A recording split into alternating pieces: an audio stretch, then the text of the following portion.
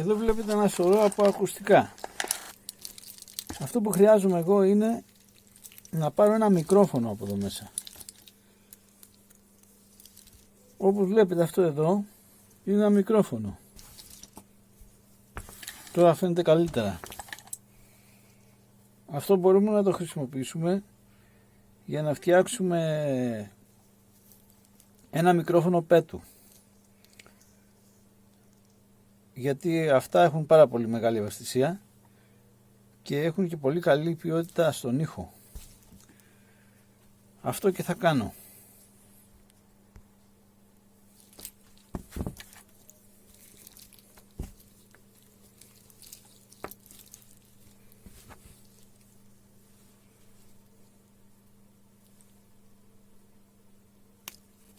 Έφτιαξα ένα καλώδιο με ένα μικρόφωνο πάνω, όπως μπορείτε να δείτε. Αυτό είναι. Έχω βάλει και ένα μανταλάκι εδώ για να πιάνετε στο πέτο. Και εδώ το μικρόφωνο, αφού κόλλησα το καλώδιο, όπως βλέπετε έβαλα hot glue, θερμόκολλα τέτοια, με αυτό εδώ το πιστόλι το έφτιαξα.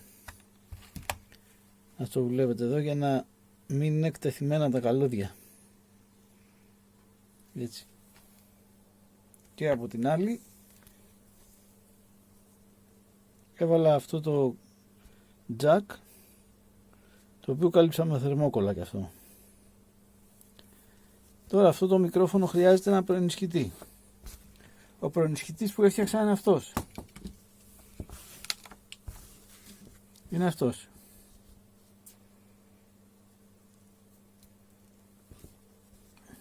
Αυτά είναι τα εξαρτήματα. Και εδώ θα έχουμε ένα volume control. Θα το τοποθετήσουμε μέσα αυτό το κουτάκι. Αυτή είναι μια πλαστική μεμβράνη για μόνωση. Θα πάει εδώ έτσι. Αυτό θα πάει εδώ. Αυτό είναι το ground, η γείωση που μπει εκεί.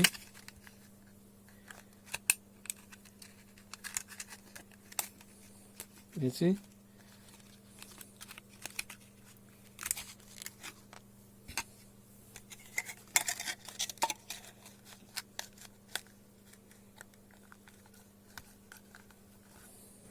Αυτό θα μπει εκεί έτσι. Θα μπει και το κουμπάκι του εδώ για να ρυθμίζει το volume. Οκ. Εδώ θα μπαίνει το μικρόφωνο. Εκεί το μικρόφωνο. Και αυτό το καπάκι. Το κάλυμα που θα κλείσει έτσι. Θα κλείσει εκεί.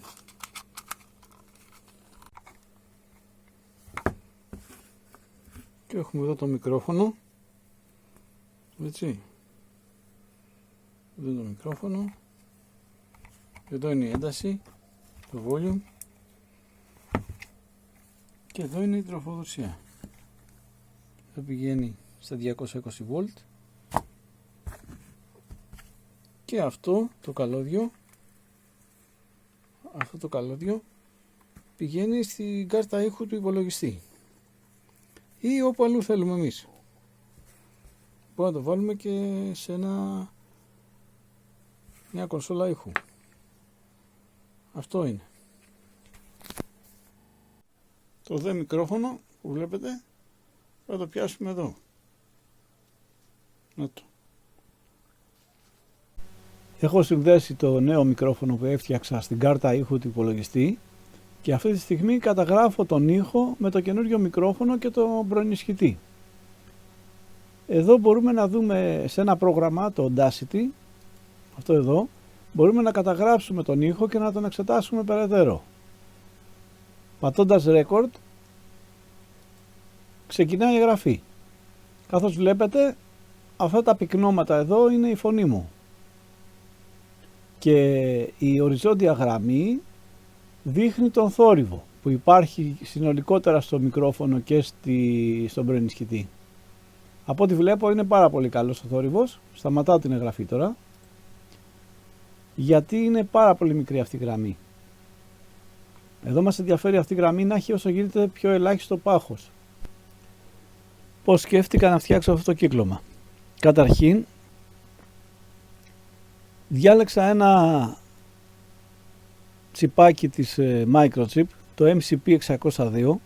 Αυτό περιέχει δύο τελεστικούς ενισχυτές. Βλέπετε τον έναν εδώ και τον άλλον εδώ. Ο ένας μου είναι υπεραρκετός για να κάνω την ενίσχυση που χρειάζομαι. Αλλά χρησιμοποίησα και τον δεύτερο, θα σας πω σε τι. Αυτοί οι τελεστικοί ενισχυτές έχουν χαμηλό θόρυβο, είναι φτιαγμένοι από την εταιρεία τη Microchip για να χρησιμοποιούνται με χαμηλές τάσεις τροφοδοσίας, από 2,7V έως 7V, οπότε με ένα pack των 5V, βλέπουμε εδώ, μπορούμε να κάνουμε τη δουλειά μας. Δεν χρειάζεται συμμετρική τροφοδοσία, μπορεί να δουλέψει πάρα πολύ καλά και με μονή τροφοδοσία, single rail που λέμε, και μπορεί να μας δώσει, όπως είναι συνδεσμολογημένος, ένα gain γύρω στα 24,4 dB που αντιστοιχεί σε μια ενίσχυση τάσεως έως 16,6. Η ενίσχυση εξαρτάται από αυτό το ποτενσιόμετρο που είναι 20 kΩ, δηλαδή 20 kΩ δια 1,2 kΩ μας δίνει 16,6. Αυτή είναι και η συνολική ενίσχυση τάσεως που κάνει ο προενισχυτής, που αντιστοιχεί, όπως σας είπα, στα 24,4 dB. Αν το κάνουμε δηλαδή τον λογάριθμο του 16,6 επί 20, επειδή πρόκειται για τάση, βγάζουμε τα dB, το gain. Έχουμε και ένα πυκνοτή εδώ στην ανάδραση, ο οποίος παίζει το ρόλο του περιορισμού των υψηλών συχνοτήτων, γιατί δεν θέλουμε ο προενισχυτής επειδή αυτός ο προενισχυτής έχει πολύ μεγάλο εύρος bandwidth, φτάνει, αν θυμάμαι καλά, γύρω στα 2 MHz. Αν δημιουργηθεί μια στροφή φάσεως 360 μέρες σε κάποια συχνότητα, μπορεί να πέσει σε positive feedback και να αρχίσει να ταλαντώνει. Οπότε με αυτό το πυκνοτή και αυτή την αντίσταση σχηματίζεται ένα φίλτρο που περιορίζει τη συχνότητα κάπου, αν θυμάμαι καλά, το είχα υπολογίσει γύρω στους 75 χιλιόκυκλους, κάπου εκεί. Εδώ είναι η έξοδος. Όπως βλέπετε, αυτή η αντίσταση παίζει το ρόλο του ότι βοηθάει τον ενισχυτή να αντιμετωπίσει χωρητικά φορτία που εμφανίζονται πάνω στα καλώδια. Ο πυκνοτής κάνει απομόνωση του DC που ενδεχομένως μπορεί να παρουσιαστεί εδώ, όχι ενδεχομένως, παρουσιάζεται εδώ, διότι για να κάνουμε συμμετρική την τροφοδοσία από 5V που δίνουμε 5V και 0, επομένως πρέπει να κάνουμε εδώ πέρα να έχουμε 2,5V στο ποδαράκι αυτό. Για να κινείται ο ενισχυτής η έξοδος του από τα 2,5V έως τα 5 και από τα 2,5 έως τα 0. Οπότε εδώ το ημίτονο που θα εμφανίζεται θα έχει άξονα συμμετρίας τα 2,5V. Γιατί αν αφήναμε τα 5 και κόλλαγε ο ενισχυτής στα συν 5 στην έξοδο, αυτομάτως θα χάναμε τη θετική περίοδο του σήματος. Λοιπόν, αυτό το κομμάτι του, αυτός ο τελεστικός που περισσεύει στην ουσία, χρησιμοποιείται εδώ σαν μια μονάδα παραγωγής τάσεως αναφοράς. Έχουμε ένα διαιρέτη τάσεως εδώ, δύο αντιστάσεις όμοιες, αυτή και αυτή, να το μεγαλώσω κιόλας, οι οποίες δέχονται εδώ 5V από το τροφοδοτικό μας, από εδώ πάνω έρχονται 5V και εδώ βγάζουν 2,5. Αυτό το 2,5, αυτό βλέπετε ότι έχει κλειστό βρόχο εδώ, η ενίσχυση είναι 1:1. Τα 2,5V τα εμφανίζει εδώ πέρα, αλλά λειτουργεί και ως buffer και έχουμε πάντα σταθερό σημείο αναφορά στο συν 2,5 εδώ, οπότε έχουμε συν 2,5 και εδώ και λειτουργεί όπως σας προανέφερα. Η δε τροφοδοσία εδώ, επειδή γίνεται από ένα τροφοδοτικό φορτιστή 5V, τα οποία αυτά τροφοδοτικά, όπως ίσως γνωρίζετε, παράγουν πολύ θόρυβο, γιατί δουλεύουν παλμικά και αυτές οι διακοπές δημιουργούν αρμονικές συχνότητες, οι οποίες φτάνουν μέχρι πολύ ψηλά και μπορούν να προκαλέσουν αστάθεια στο κύκλωμα αλλά και θόρυβο στο ακουστικό σήμα. Τι κάνουμε εδώ? Βάζουμε ένα 100 mH ποινίο. Είναι αυτά τα μικρά ποινία που μοιάζουν με ηλεκτρολιτικούς πυκνωτές, αλλά έχουν ένα πυρήνα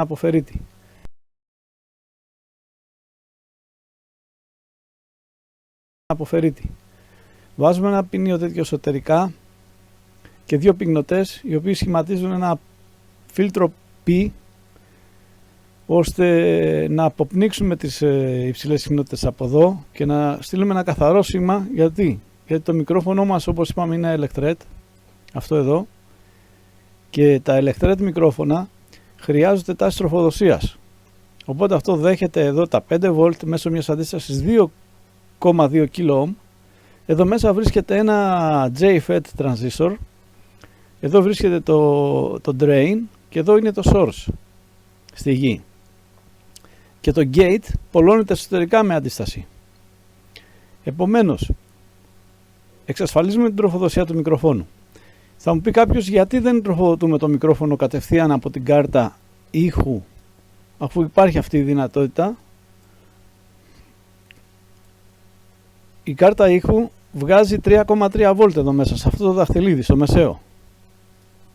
Σε αυτό εδώ. Αλλά εγώ δεν το χρησιμοποίησα.